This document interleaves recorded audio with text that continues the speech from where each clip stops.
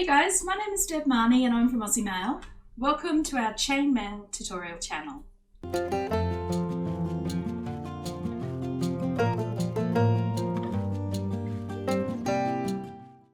Hey guys, welcome.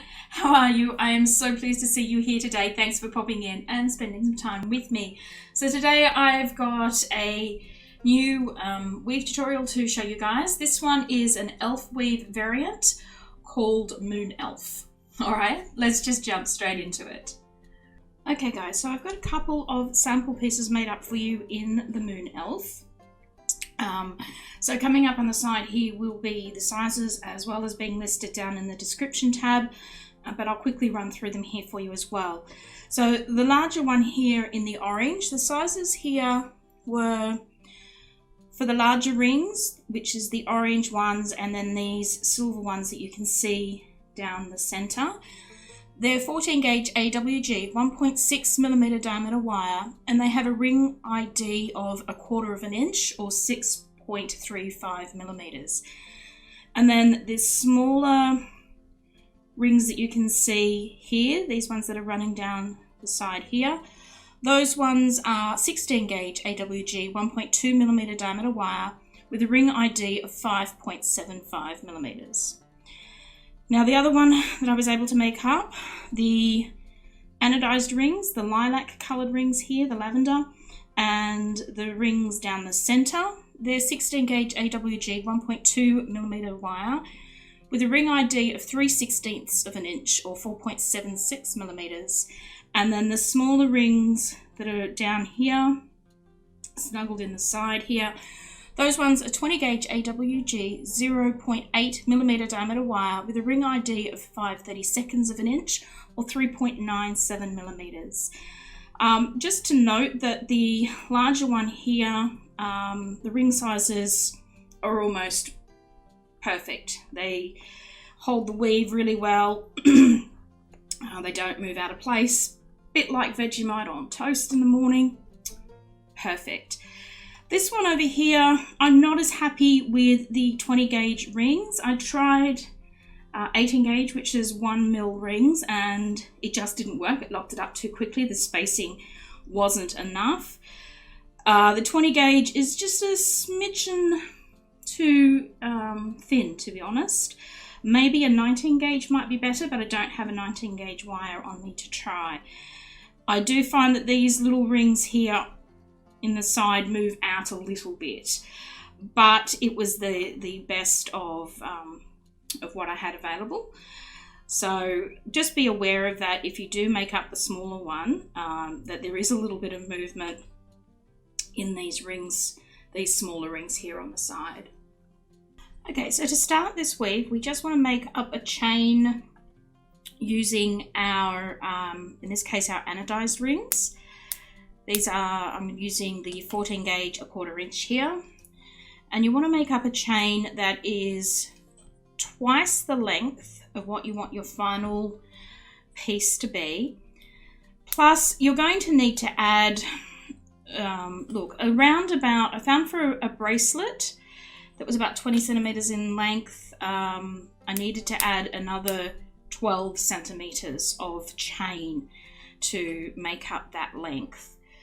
So if you're doing a bracelet that's about 20 centimeters or about 8 inches in length, you're going to need to add another 12 centimeters or so to the length. So it's double the length you want it to be, because we're going to fold this chain in half. So you need the base chain to be double the length, plus you need another good 12 centimeters, so about 6 centimeters on each side. So I'm just going to go ahead and make that chain. I'm making the center ring the bright aluminium, the other color, and the rest of the chain is the anodized aluminium. So if you guys go ahead and do that now and make up your base chain, and I'll meet you back here. Although you can add to this weave if you get to the end and discover that you're a bit short, it's a little bit easier if you can get as close to the length that you need. So make up that chain for the length that you need, and hopefully you won't have to make any adjustments at the end. But you guys go ahead, do that now, and I'll meet you back here when you're ready to move on to the next step. Okay guys, so I've made the chain up to the length that I need it to be. I've put a twist tie through the middle ring. It just gives you something to hang on to at the beginning of the weave. It makes it a little bit easier. So if you don't have a twist tie, you've got a piece of wire hanging around, a paper clip, just anything, even some rubbish rings that you can make up a short chain, just something to hang on to. It just makes it a little bit easier for you. All right, so what we want to do next is we want to position these rings so that our first pair of rings sits on the outside of our second pair of rings. So you can see that I've folded it so those pairs sit on the outside and the second pair fold up so that they're sandwiched inside of that first pair. Okay, just like that. They're a little slippery this morning. Okay, so just through there like that. And we want to place our next ring through the eyes where all of these rings interjoin. So straight through here and then straight through the other side so that we're picking up all 4 rings. Okay. So our base weave is elf weave, of which we've got a few variations, and I'll pop some of those videos up here so you can have a look at them.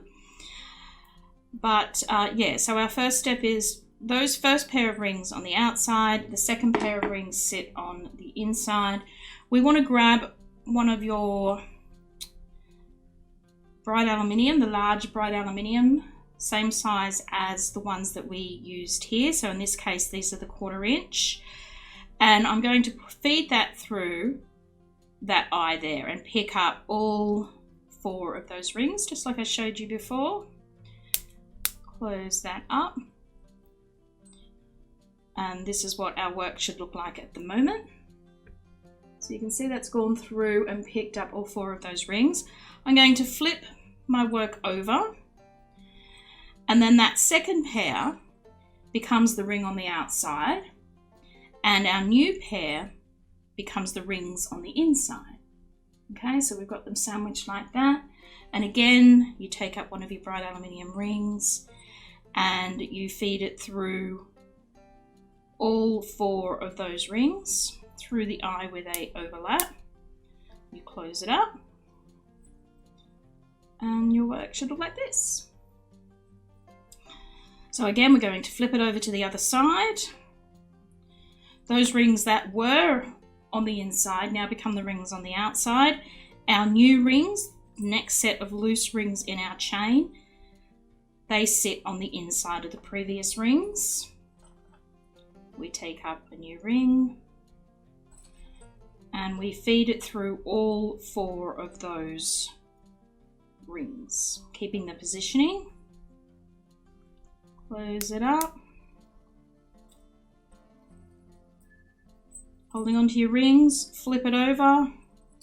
Your new set of rings become the rings on the inside, the previous set sit on the outside, and you put a new locking ring in place. Okay, and you just need to do that for the length of your piece. Okay, so flipping it over each time, and the new set of rings, the ones that are loose, that don't have any rings through them yet, they are the ones that sit on the inside. The previous set sit on the outside. Okay, so if you guys want to go ahead and continue to do that for the length of your piece, and I will meet you back here once you're ready to move on to the next stage. Okay, so I've added those bright aluminium rings, and as you can see, down each side, alternating each side all the way down to the end. And then what I'm going to do is just give it a press. You can put it down flat and give it a bit of a tap, and the rings generally fall into pattern. Now this is what is known as elf weave. So this is Basically, the problem with elf weave is it isn't a particularly stable weave. So once you move it around a bit, it often just folds back up on itself like this.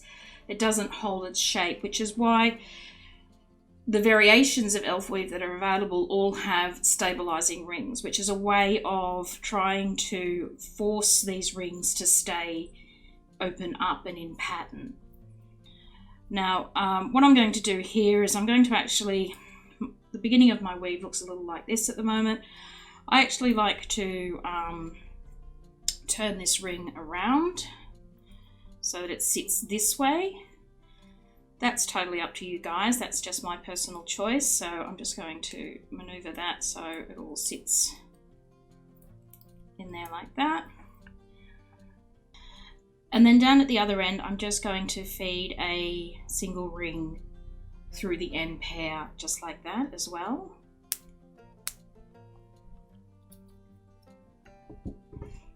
And then I'm going to take up another twist tie and I'm going to put it through that single ring. It just helps, again, with the stability of the weave and holding all your rings in place.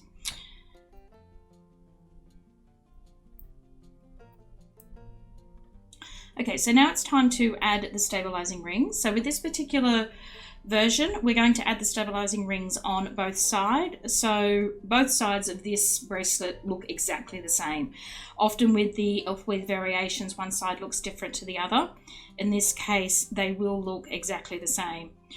So what you want to do with this one, we want to hold our work so that this V here that's caused by the colored rings is facing up away from us, in this case to the top of the screen. And holding our work like that, we want to take our first stabilizing ring. Okay, so we wanted to go and pick up these two colored rings here on the side, plus this ring up here in front of it, the middle ring in front of it. So to do that, we just go straight through the colored rings and at the same time scooping up the silver ring in the middle. Okay, and then we close that up. And it just sort of snuggles down in there like that. Okay. So you can see the ring that we've just added there. And we want to do the same on the other side there, on the other side of our piece. Okay, over here. So again, we pick up the two colored rings and the silver ring, and we close that up.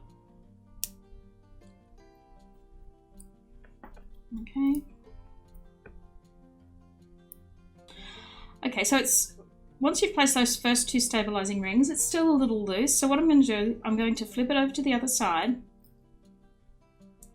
And I'm going to do the same thing over here. I'm going to go to this first pair of colored rings. So you can see these rings here. These are the first stabilizing rings we put in on the other side. We're going to do exactly the same on this side. So we're going to pick up those colored rings, and then we're going to come in and scoop up the ring in the middle. And you can see that this stabilizing ring sits inside the one that you put in previously. Okay, so just push that in, make sure that's sitting in where you want it to be. And then we want to do the same over here on the other side. So take up your stabilizing ring. We want to go through the two colored rings and through the silver rings. So straight through, pick up the colored rings, and then scoop up the silver ring as well. Close it up. And then sort of snug it down into position. Okay, so there we've got two placed. So you can run down all one side and put all those stabilizing rings, on one side, and then flip it over and work on the other side, or you can alternate your way down. I'm just alternating it down in an attempt to show you how they interact with each other.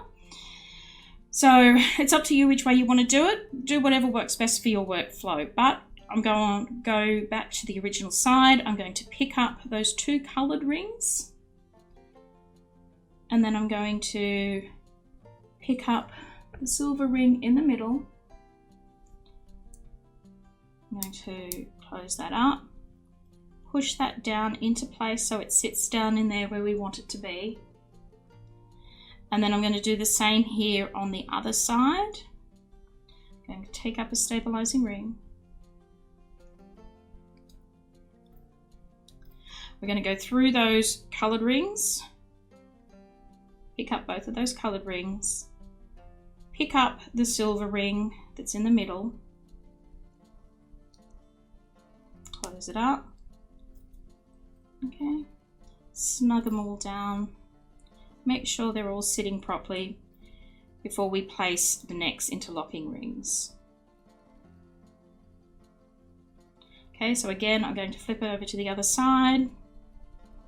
I'm going to find the next pair of rings, coloured rings that don't have any rings through them.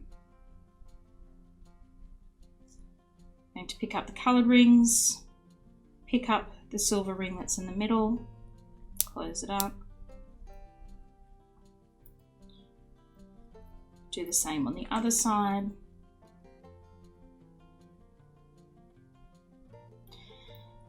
You may find it easier to turn your work around on the other side and go through the silver ring first and then pick up the coloured rings. It doesn't matter, whichever works easiest for you. Snug them all down into place. And things are now starting to get locked into position. So you need a few repeats of the stabilizing rings before things start locking up. So it's important to make sure the previous stabilizing rings are in position before you put the next ones in. We've got those all sitting properly. So I've flipped over to the other side. I've found the next pair of coloured rings. I'm picking that up and I'm picking up the silver ring in the middle. Close that up. I'm going to do the same on the other side there. Just for ease, I'm actually going to twist it around that way. And I'm going to go through the silver ring first and then pick up the coloured rings on my way through. And that's it, guys. That's Moon Elf. So again, just flip it over the other side. Find the next set of rings, coloured rings that don't have rings through them. So you can see these ones do, but these ones here don't. So I'm going to go in, I'm going to pick those up, and I'm going to pick up that silver ring in the middle, making sure that my new stabilizing rings come in on the inside of the previous ones there. Close that up.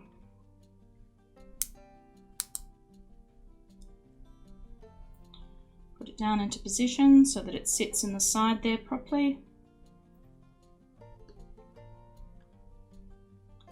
And then place the one on the other side. This time I've turned it around just for ease. It's a little bit more awkward going this way for the other side. So I'm going to go through the silver ring first, and then I'm going to come through and pick up the coloured rings there.